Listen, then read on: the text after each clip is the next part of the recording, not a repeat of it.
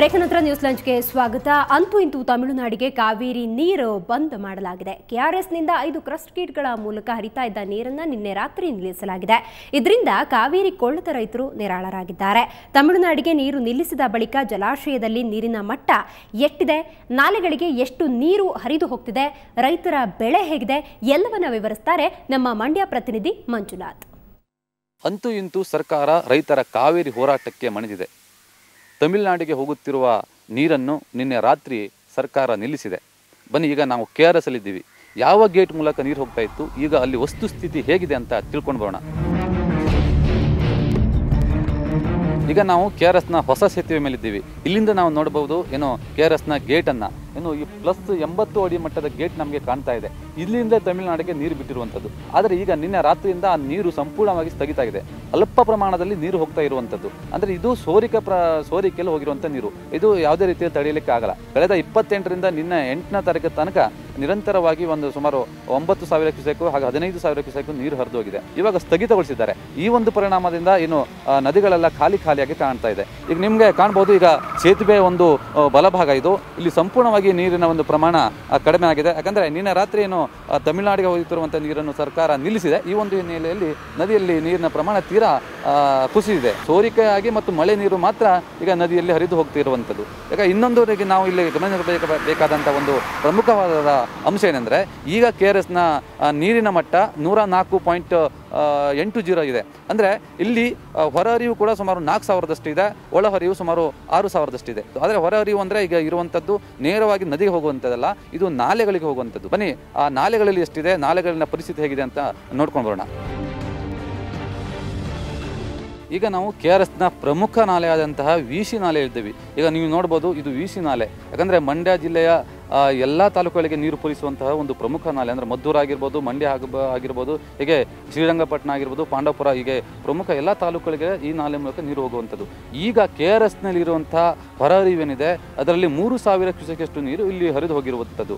ಅಂದರೆ ನಂತರ ಉಳಿದ ಸುಮಾರು 1,000-1,500 ಕ್ಯೂಸೆಕಷ್ಟು ನೀರು ವಿರಜಾ ನಾಲೆ ಆಗಿರ್ಬೋದು, ವರುಣ ನಾಲೆ ಆಗಿರ್ಬೋದು, ಚಿಕ್ಕದೇವರಾಯ ನಾಲೆ ಆಗಿರ್ಬೋದು, ಹೀಗೆ ಎಲ್ಲ ನಾಲೆಗಳು ಹರಿದು ಹೋಗುತ್ತೆ. ಯಾಕಂದರೆ ಅವ್ರ ಜಮೀನಲ್ಲಿ ಎಷ್ಟು ಬೆಳೆ ಬೆಳೆದಿದೆ, ಹಾಗಾಗಿ ಅವುಗಳಿಗೆ ನೀರಿಲ್ಲ ಎನ್ನುವಂಥ ಒಂದು ಕೂಗು ಅವರ ಒಂದು ಆಕ್ರೋಶಕ್ಕೆ ಕಾರಣ. ಬನ್ನಿ, ಹಾಗಾದರೆ ಅವರ ಜಮೀನು ಹತ್ರ ನಾವು ಪಯಣ ಬೆಳೆಸೋಣ.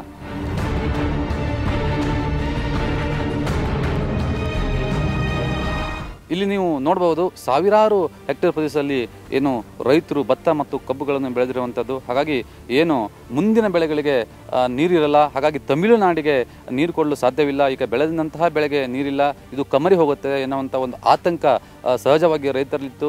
ಹಾಗಾಗಿ ತಮಿಳುನಾಡಿಗೆ ನೀರು ಕೊಡಲು ಸಾಧ್ಯ ಇಲ್ಲವೇ ಎನ್ನುವಂಥ ಒಂದು ಆಕ್ರೋಶವನ್ನು ವ್ಯಕ್ತಪಡಿಸಿದರು. ಬನ್ನಿ, ಹಾಗಾದರೆ ಈಗ ನೀರು ಬಿಟ್ಟಿರುವುದನ್ನು, ತಮಿಳುನಾಡಿಗೆ ಈಗಾಗಲೇ ನೀರು ಬಿಟ್ಟಿರುವುದರಿಂದ ಎಷ್ಟು ಪ್ರಮಾಣದ ನೀರು KRS ಅಣೆಕಟ್ಟೆಯಲ್ಲಿ ಕಡಿಮೆ ಆಗಿದೆ ಅನ್ನುವಂಥ ನಾವು ಈಗ KRS ಅಣೆಕಟ್ಟೆಗೆ ನದಿಯಲ್ಲಿ ಇಳಿದುಬಿಟ್ಟು ನೋಡೋಣ.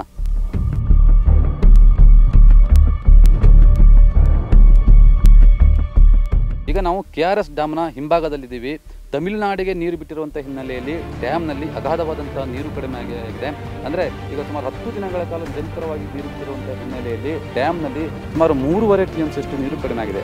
ಅಂದರೆ ಪ್ರಾರಂಭದಲ್ಲಿ ಸುಮಾರು 110 ಅಡಿಯಷ್ಟು ನೀರಿತ್ತು, ಇವಾಗ 4 ಅಡಿಗೆ ಕುಸಿದಿದೆ. ಅಂದರೆ ಸುಮಾರು 6 ಅಡಿಯಷ್ಟು ನೀರು ಕಡಿಮೆ ಆಗಿರುವಂಥದ್ದು. ಹಾಗಾಗಿ ನಾವು ಇಲ್ಲಿ ನಮಗೆ ಇಲ್ಲೇ ಕಾಣುತ್ತೆ, ತಮಿಳುನಾಡಿಗೆ ನೀರು ಬಿಟ್ಟಿರುವಂಥ ಹಿನ್ನೆಲೆಯಲ್ಲಿ ಎಲ್ಲ ಬರಡಾಗಿ ಕಾಣಿರುವಂಥದ್ದು. ಅಂದರೆ ಅಲ್ಲಿ ತನಕ ಸುಮಾರು ನೀರು ಇತ್ತು, ಆದರೆ ಇವಾಗ ನೀರು ಬಿಟ್ಟಿರುವಂಥ ಹಿನ್ನೆಲೆಯಲ್ಲಿ ತುಂಬ ನೀರು ಕಡಿಮೆ ಆಗುವುದು ನಮಗೆ ಖಾಲಿ ಜಾಗ ಗೋಚರಿಸ್ತಾ ಇದೆ. ರೈತರು ಸದ್ಯಕ್ಕೆ ನಿರಾಳವಾಗಿದ್ದಾರೆ. ಯಾಕಂದರೆ ಈಗಾಗಲೇ ನೀರು ತಾತ್ಕಾಲಿಕವಾಗಿ ನಿಲ್ಲಿಸಲಾಗಿದೆ. ಆದರೆ ಈಗ 12ನೇ ತಾರೀಕಿಗೆ ಸುಪ್ರೀಂ ಕೋರ್ಟ್ನಲ್ಲಿ ಮರುಪರಿಶೀಲನಾ ಅರ್ಜಿ ವಿಚಾರಣೆ ಇದೆ. ಆ ಒಂದು ಸಂದರ್ಭದಲ್ಲಿ ತೀರ್ಪು ಯಾವ ರೀತಿ ಬರುತ್ತೆ ಎನ್ನುವಂಥ ಒಂದು ಆತಂಕ ಕೂಡ ರೈತರಲ್ಲಿ ಮನೆ ಮಾಡಿದೆ. ಮಂಡ್ಯದಿಂದ ಕ್ಯಾಮರಾ ಪರ್ಸನ್ ಯೋಗೇಶ್ ಜೊತೆ ಮಂಜುನಾಥ್ ತಾಳಮಕ್ಕಿ, ಸುವರ್ಣ ನ್ಯೂಸ್. ಕಾವೇರಿ ನೀರು ಬಿಡುಗಡೆಯನ್ನ ಸರ್ಕಾರ ನಿಲ್ಲಿಸಿರೋದು ಸ್ವಾಗತಾರ್ಹ. ಆದರೆ ಪ್ರಧಾನಿ ಈ ವಿಚಾರದಲ್ಲಿ ಮೌನ ವಹಿಸಿರೋದು ಬೇಸರ ತಂದಿದೆ ಅಂತ ಅನಂತಕುಮಾರ್ ಹೇಳಿದರು. ತಮಿಳುನಾಡಿಗೆ ಕಾವೇರಿ ನೀರನ್ನು ಸ್ಥಗಿತಗೊಳಿಸುವಂಥ ದಿಟ್ಟ ನಿರ್ಧಾರವನ್ನು ಕರ್ನಾಟಕ ರಾಜ್ಯ ಸರ್ಕಾರ ತೆಗೆದುಕೊಂಡಿದೆ. ಅದನ್ನು ನಾನು ಸಂಪೂರ್ಣವಾಗಿ ಸ್ವಾಗತ ಮಾಡ್ತೇನೆ. ನೋವಿನ ಮತ್ತು ವಿಷಾದದ ಸಂಗತಿ ಅಂತಂದರೆ, ಕಾವೇರಿ ನದಿ ನೀರಿನ ಪ್ರಾಧಿಕಾರದ ಅಧ್ಯಕ್ಷರಾಗಿರುವಂಥ ಪ್ರಧಾನಮಂತ್ರಿಗಳು ಕರ್ನಾಟಕದ ಬಗ್ಗೆ ಯಾವುದೇ ರೀತಿಯ ಕಳಕಳಿಯನ್ನು ತೋರಿಸದೇ ಇರೋದು. ನಿನ್ನೆ ರೆಡ್ಡಿ ಬೇಲ್ಗಾಗಿ ಡೀಲ್ ಪ್ರಕರಣದಲ್ಲಿ ಕಂಪ್ಲಿ ಶಾಸಕ ಸುರೇಶ್ ಬಾಬುಗೆ ಜಾಮೀನು ಸಿಕ್ಕಿದೆ. ಆಂಧ್ರ ಹೈಕೋರ್ಟ್ ಸುರೇಶ್ ಬಾಬುಗೆ ಷರತ್ತುಬದ್ಧ ಜಾಮೀನು ನೀಡಿದೆ. ಸುರೇಶ್ ಬಾಬು ವಿರುದ್ಧ ಎಸಿಬಿ 2 ಪ್ರಕರಣಗಳನ್ನು ದಾಖಲಿಸಿದ್ದು, ಈ ಮುಂಚೆ ಒಂದು ಪ್ರಕರಣದಲ್ಲಿ ಬೇಲ್ ಸಿಕ್ಕಿತ್ತು. ಇವತ್ತು 2ನೇ ಪ್ರಕರಣದಲ್ಲಿ ರಿಲೀಫ್ ಸಿಕ್ಕಿದೆ. ದೇಶ ಬಿಟ್ಟು ತೆರಳಬಾರದು ಹಾಗೂ ಪಾಸ್ಪೋರ್ಟ್ ಅನ್ನು ಕೋರ್ಟ್ಗೆ ಒಪ್ಪಿಸಬೇಕೆಂದು ಷರತ್ತು ವಿಧಿಸಿದೆ. ಸುರೇಶ್ ಬಾಬು ಸದ್ಯ ಹೈದರಾಬಾದ್ನ ಚರ್ಲಂಪಲ್ಲಿ ಜೈಲಿನಲ್ಲಿದ್ದು ಹಿಂದೆ ರಿಲೀಸ್ ಆಗೋ ಸಾಧ್ಯತೆ ಇದೆ. ಇನ್ನು ನಿನ್ನೆ ಜಾಮೀನು ಪಡೆದಿರೋ ಸೋಮಶೇಖರ ರೆಡ್ಡಿ ಕೂಡ ಹಿಂದೆ ಬಿಡುಗಡೆಯಾಗಲಿದ್ದಾರೆ. ಕ್ರಿಕೆಟ್ನಲ್ಲಿ ಈಗ ಅಂಪೈರ್ಗಳಿಗೂ ಫಿಕ್ಸಿಂಗ್ನಲ್ಲಿ ಭಾಗಿಯಾಗಿರುವುದು ಬಹಿರಂಗವಾಗಿದೆ. ಖಾಸಗಿ ಟಿವಿ ಚಾನೆಲ್ ಒಂದು ನಡೆಸಿದ ರಹಸ್ಯ ಕಾರ್ಯಾಚರಣೆಯಲ್ಲಿ 6 ಐಸಿಸಿ ಅಂಪೈರ್ಗಳು ಸಿಕ್ಕಿಬಿದ್ದಿದ್ದಾರೆ. ಟಿ20 ವಿಶ್ವಕಪ್ ವೇಳೆ 4ನೇ ಅಂಪೈರ್ಗಳಾಗಿ ಕಾರ್ಯನಿರ್ವಹಿಸ್ತಾ ಇದ್ದ 6 ಅಂಪೈರ್ಗಳು ಪಂದ್ಯದ ಬಗ್ಗೆ ಮುಂಚಿತವಾಗಿ ಮಾಹಿತಿ ಬಿಚ್ಚಿಡಲು ಒಪ್ಪಿಕೊಂಡಿದ್ದು ಕಾರ್ಯಾಚರಣೆಯಲ್ಲಿ ಗೊತ್ತಾಗಿದೆ. ಪಿಚ್ ರಿಪೋರ್ಟ್, ಟಾಸ್ ಹಾಗೂ ಆಡುವ 11 ತಂಡದ ಬಗ್ಗೆ ಮಾಹಿತಿಯನ್ನು ನೀಡಲು 50,000 ರೂಪಾಯಿಗಳ ಡೀಲ್ಗೆ ಒಪ್ಪಿಕೊಂಡಿದ್ದು ರಹಸ್ಯ ಕಾರ್ಯಾಚರಣೆಯಿಂದ ತಿಳಿದು ಬಂದಿದೆ. ರಹಸ್ಯ ಕಾರ್ಯಾಚರಣೆಯಲ್ಲಿ ಸಿಕ್ಕಿಬಿದ್ದ 6 ಜನ ಅಂಪೈರ್ಗಳ ಬಗ್ಗೆ ಕ್ರಿಕೆಟ್ ಅಭಿಮಾನಿಗಳು ಆಕ್ರೋಶ ವ್ಯಕ್ತಪಡಿಸಿದ್ದಾರೆ. ಸಭ್ಯರ ಆಟದಲ್ಲಿ ಯಾವ ಕಾರಣಕ್ಕೂ ಫಿಕ್ಸಿಂಗ್ ಸಲ್ಲದು ಎಂದು ಕಿಡಿಕಾರಿದ್ದಾರೆ.